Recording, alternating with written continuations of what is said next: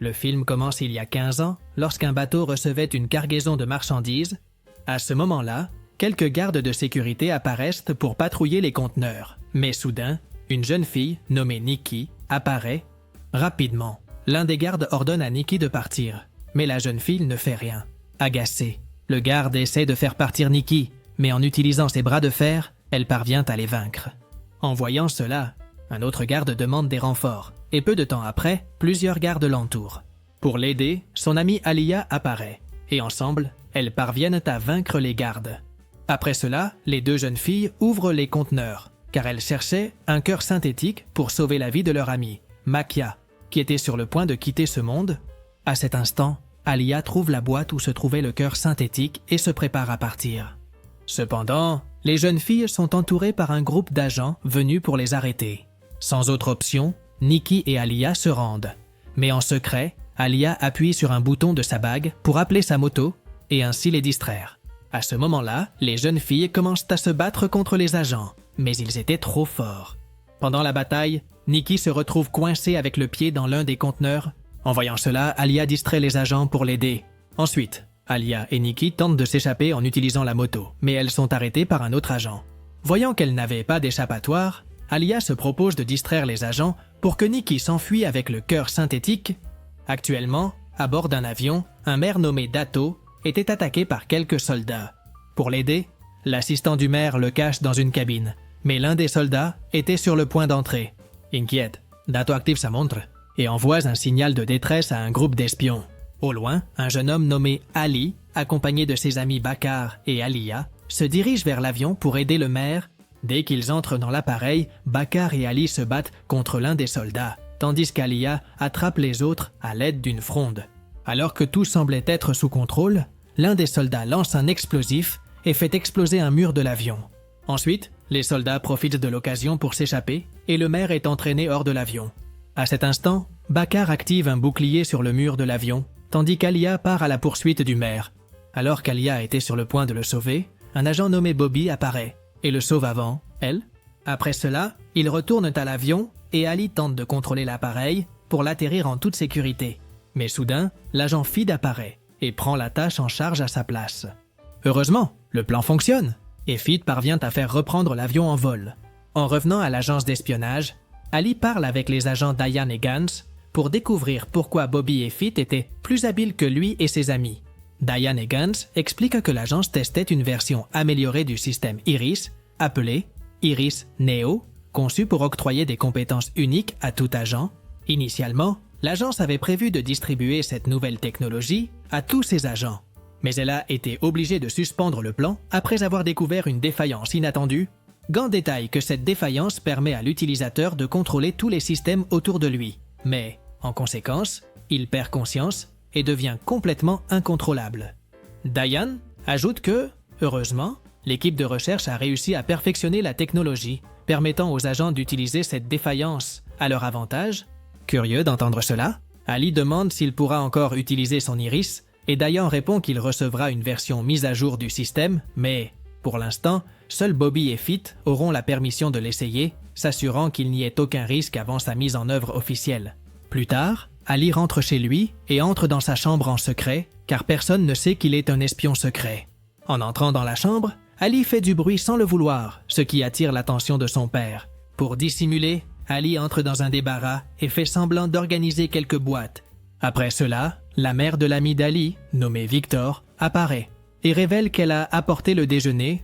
Quand Ali se joint au déjeuner, il se sent un peu contrarié de voir que la mère de Victor lui accordait toute son attention, quelque chose que son propre père ne faisait pas, car il était trop occupé par le travail. Plus tard, dans la nuit, alors qu'Ali rangeait quelques boîtes, il trouve un coffre et, en l'ouvrant, il se rend compte qu'il contient des objets de sa mère, Alia, celle-là même qui avait tenté d'obtenir le cœur synthétique il y a 15 ans. En examinant certains objets de sa mère, Ali trouve une clé USB et, par curiosité, essaie d'y accéder, mais n'y parvient pas. Le lendemain, Ali reçoit un appel de Bakar, qui l'avertit d'une urgence et lui demande de l'aide. Rapidement, Ali quitte la maison et, en arrivant à un restaurant, il rencontre Bakar. Lorsqu'Alia apparaît, Bakar et Ali sont emmenés à l'agence où ils travaillent et rencontrent un général nommé Rama. À ce moment-là, Le général leur assigne une nouvelle mission, à Ali et ses amis, localiser les soldats qui ont attaqué l'aéronef où voyageait le maire Dato. À cet instant, Dato apparaît, ce qui laisse Ali surpris car il est supposé que personne, en dehors des agents, n'est autorisé à entrer dans l'agence. Agacé d'entendre cela, Dato révèle qu'il est le créateur de l'agence d'espionnage, laissant Ali encore plus stupéfait. Après cela, le général informe Ali et ses amis qu'ils doivent d'abord trouver un homme nommé Aban, car il pourrait être impliqué avec les soldats qui ont attaqué l'aéronef. Plus tard, Ali et ses amis entrent dans la salle d'Aban, mais le méchant parvient à s'échapper.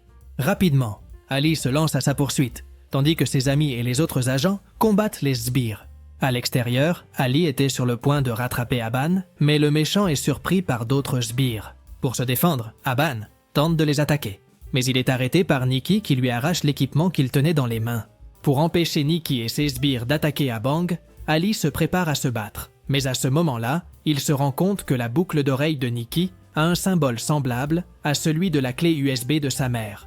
Distrait, Ali commence à perdre la bataille, et alors qu'il est sur le point d'être vaincu, Alia apparaît et l'aide en lançant une sphère d'énergie vers Nikki. Nikki parvient à l'esquiver puis s'enfuit. Mais Ali la poursuit sur son skateboard. Au milieu de la poursuite, Nikki a une idée et saute avec sa moto sur un train en mouvement. Grâce à son habileté, Nikki parvient à traverser le train et commence à semer Ali. Cependant, Ali ne se rend pas et continue de la poursuivre. Finalement, ils entrent tous les deux dans un tunnel et en sortant, arrivent dans une zone remplie de maisons. À un moment donné, Nikki saute avec sa moto sur les toits des maisons, mais quand Ali essaie de faire de même, il perd le contrôle et, en tombant, perd connaissance. Plus tard, Ali se réveille et se rend compte que Nikki s'occupait de lui. Intrigué, Ali profite de l'occasion pour lui poser des questions sur la boucle d'oreille qu'elle portait et lui révèle qu'elle ressemble beaucoup au symbole de la clé USB de sa mère. En voyant cela, Nikki se rend compte qu'Ali est le fils d'Alia et décide de lui raconter comment elle l'a rencontré. Dans le passé, Nikki et Alia étaient des amis inséparables et se considéraient comme des sœurs. Cependant, Nikki remarquait qu'Alia, avec Makia et les habitants d'un petit village appelé Pingiran, vivaient dans des conditions très difficiles. Alors, elle a décidé de les aider. La première tâche de Nikki a été de créer une jambe artificielle pour Alia, afin qu'elle puisse marcher sans difficulté. Après cela, Nikki et Alia travaillaient ensemble pour offrir une vie meilleure à tous les habitants de la ville. Curieux, Ali questionne Nikki sur le fait d'avoir pris l'équipement d'Abang et elle révèle qu'elle l'a fait, parce qu'à l'intérieur de l'équipement se trouve un cristal appelé Azurium. Nikki dit qu'elle utilise ce cristal comme source d'énergie car c'est le seul moyen d'offrir une vie meilleure à son peuple. Voyant qu'Ali allait déjà mieux, Nikki lui ordonne de partir, mais avant cela, elle lui remet un communicateur pour qu'il puisse la contacter quand il le souhaite. Plus tard, Ali retrouve ses amis, qui lui révèlent qu'ils étaient inquiets pour lui. Après cela, le groupe se dirige vers le siège de l'agence d'espionnage, où Bakar interroge Aban pour découvrir qui fournit des équipements aux soldats qui ont attaqué le maire. Cependant, Aban ne révèle rien, et à cause de cela, Fit apparaît pour le forcer à dire la vérité. Malgré tout, Aban ne dit rien, et en dernier recours, le général Rama apparaît et lui avertit que, s'il ne dit pas la vérité, il le dira à sa femme, qu'il vend des équipements illégaux. Inquiet d'entendre cela, Aban finit par commencer à parler et révèle qu'il vend les équipements à un chef nommé Vikram, qui est directeur des opérations d'une tour appelée Beta. En raison de cela, le général assigne une nouvelle mission à Ali et ses amis. Ils devront s'infiltrer dans la tour Beta sans être vus par personne. Finalement, Ali et les autres arrivent à la tour et, sans être détectés, parviennent à entrer dans le bureau de Vikram. En explorant les lieux, Ali touche accidentellement une statue et, sans le vouloir, ouvre un passage secret. Dans le nouvel emplacement, Ali et les agents sont surpris de trouver plusieurs équipements que Vikram a achetés à Abang, en plus de découvrir un énorme entrepôt d'Azurium. Face à cela, Ali prend des photos de l'entrepôt et les envoie à Nikki.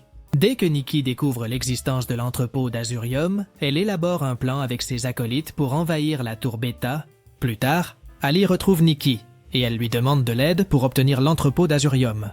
Ali accepte d'aider et avec les acolytes de Nikki, il retourne à la tour Beta. Pendant ce temps, Vikram découvre que quelqu'un s'est infiltré dans son bâtiment et décide donc d'activer un robot de sécurité. De retour avec Ali et les autres, ils étaient sur le point de prendre tout l'entrepôt, mais soudain, un robot de sécurité apparaît et commence à les attaquer. Pour aggraver la situation, quelques gardes apparaissent et poursuivent le groupe. En réalisant qu'ils étaient encerclés, Ali active l'Iris et parvient à contrôler le robot de sécurité. Cependant, Ali perd le contrôle, et lorsque Nikki s'approche, il tente de l'attaquer avec le robot. De plus, avec l'aide du robot, Ali détruit tout sur son passage, et il parvient à sortir du bâtiment. Profitant de la situation, les amis d'Ali prennent tout l'entrepôt d'Azurium et s'échappent également. Plus tard, Ali se réveille après avoir utilisé l'Iris et découvre que les habitants étaient heureux, car grâce à lui, ils ont maintenant un entrepôt d'Azurium pour approvisionner la ville. De plus, Ali rencontre enfin Makia, qui lui raconte qu'il a reçu beaucoup d'aide de Nikki et Alia. Finalement, Ali retrouve Nikki et il lui présente ses excuses pour l'avoir attaqué avec le robot, car chaque fois qu'il utilise l'Iris, il finit par perdre le contrôle. À ce moment-là, Ali montre de l'inquiétude, car si d'autres agents obtiennent une version améliorée de l'Iris, l'agence d'espionnage n'aura plus besoin de lui. En entendant cela, Nikki le motive en lui disant qu'il est unique et qu'il ne peut pas être remplacé. Nikki invite également Ali à rejoindre son groupe, et bien qu'il accepte, le jeune homme continue de travailler pour l'agence d'espionnage. Avec le temps, Ali apprend à utiliser les équipements que sa mère a laissés pour Nikki et aide à combattre les sbires de Vikram. Cependant, Alia et les amis d'Ali trouvent une trace de la trottinette du jeune homme, exactement à l'endroit où les sbires de Vikram sont apparus. C'est pourquoi Alia se méfie et appelle Ali pour discuter. Pendant la conversation, Alia insulte Ali, lui disant qu'il sabote la mission et aide Vikram dans son opération. En entendant cela, Ali le nie, disant que ce n'est pas vrai, et décide de partir. Dehors, Ali commence à être suivi par un véhicule, et inquiet, il se cache dans un marché. À l'intérieur du marché, Bakar rencontre Ali et dit au jeune homme que l'agence d'espionnage sait déjà qu'il travaille aussi ailleurs. Pour cette raison, Bakar demande à Ali de l'accompagner, car les agents étaient là pour l'emmener, mais le jeune homme refuse. Après cela, Ali s'enfuit sur sa planche à roulettes, mais il ne se rend pas compte que Bobby le suivait. En voyant qu'Ali était en danger, son chat de compagnie apparaît, mais Bobby le capture. Fâché de voir cela, Ali attaque Bobby et s'enfuit à nouveau. À ce moment-là, Fit apparaît, et en voyant que Bobby était inconscient, il part à la poursuite d'Ali. En le trouvant, Fit le projette au loin et se prépare à en finir avec lui. Mais Bakar et Alia l'arrêtent. De plus, Nikki et les autres apparaissent et commencent une bataille contre les agents. Voyant que la bataille devenait incontrôlable, Ali les arrête et demande à Nikki et aux autres de partir. Cependant, pour une raison quelconque, Nikki refuse et bat tous les amis d'Ali. En voyant que ses amis ont été vaincus, Ali s'énerve et tente d'attaquer Nikki, mais n'y parvient pas et finit par perdre la bataille. Plus tard, Ali se réveille et se rend compte qu'il était attaché avec ses amis. À cet instant, Nikki apparaît en utilisant une armure faite d'azurium, et elle révèle que son plan était d'obtenir l'Iris Neo pour devenir encore plus puissante et conquérir toute la ville. Curieux, Ali demande à Nikki comment elle a réussi à programmer l'Iris Neo, et elle lui dit qu'elle l'a fait avec l'aide du programme qui se trouvait sur la clé USB, d'Alia. Nikki raconte que dans le passé, elle a vu Alia créer l'Iris, mais la nuit où ils ont pris le cœur synthétique, elle pensait qu'elle avait quitté ce monde. Cependant, Nikki a rapidement découvert la vérité, car Alia n'a pas été éliminée par les agents, mais recrutée par eux, car ils ont vu qu'elle avait le potentiel pour être une agente. En apprenant cela, Nikki s'est mise en colère et, avec l'aide de ses sbires, a décidé de se venger des agents. Un jour, Nikki était sur le point d'activer quelques missiles pour détruire toute l'agence, mais Alia a essayé de l'arrêter et elles ont commencé à se battre. Comme elle était plus forte, Nikki avait l'avantage, et après avoir gagné la bataille, elle a activé les missiles. Pour protéger tout le monde dans l'agence, Alia a utilisé l'Iris pour contrôler les missiles et les faire exploser hors de la Terre. Mais en le faisant, elle n'a pas pu supporter autant de pouvoir et a quitté ce monde. Après avoir raconté cette histoire, Ali est attristé en réalisant que sa mère a quitté ce monde à cause de Nikki. Soudain, Vikram apparaît avec ses sbires, car il voulait attaquer Nikki pour avoir pris tout l'azurium de sa tour. À ce moment-là, Nikki apparaît et avec ses sbires, engage une bataille contre Vikram. Pendant ce temps, Makia apparaît et libère Ali et ses amis. Après cela, Ali remercie Makia pour son aide et il demande à Alia de contacter le général Rama, tandis que lui et Bakar partent à la poursuite de Nikki. Au centre de la ville, le maire était en train de prononcer un discours aux habitants, quand, soudain, Nikki apparaît avec plusieurs robots pour l'attaquer. Heureusement, à ce moment-là, Ali et ses amis arrivent et tentent de protéger le maire. Pendant qu'Ali s'enfuit avec le maire, Bakar et les autres affrontent Nikki et ses robots. Soudain, tous les agents apparaissent et proposent d'aider Ali et le maire. Cependant, Nikki active les pouvoirs de l'Iris Neo et parvient à contrôler tous les agents. En voyant cela, Ali n'a pas d'autre choix et active le pouvoir total de l'Iris pour devenir plus fort et empêcher que les agents soient contrôlés par Nikki.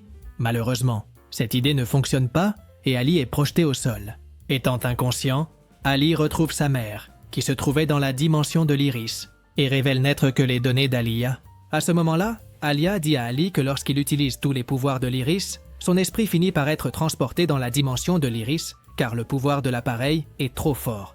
Après cela, Alia apprend à Ali à mieux contrôler les pouvoirs de l'Iris, mais elle lui révèle qu'une fois que cela se produira, ses données seront supprimées. Sachant qu'il ne la reverra jamais, Ali fait ses adieux à Alia, et quand le jeune homme se réveille, il se rend compte qu'il est beaucoup plus puissant. Avec cela, il parvient à libérer les agents du contrôle de Nikki. Furieuse, Nikki commence à se battre contre Ali et lui lance des sphères d'énergie. Cependant, Ali parvient à se défendre, et avec son grand pouvoir, il réussit à la vaincre. En voyant qu'elle avait perdu la bataille, Nikki active un mode d'autodestruction, mais Ali l'arrête déjà et l'emmène dans la dimension de l'Iris dans le but d'effacer sa mémoire et de sauver le monde.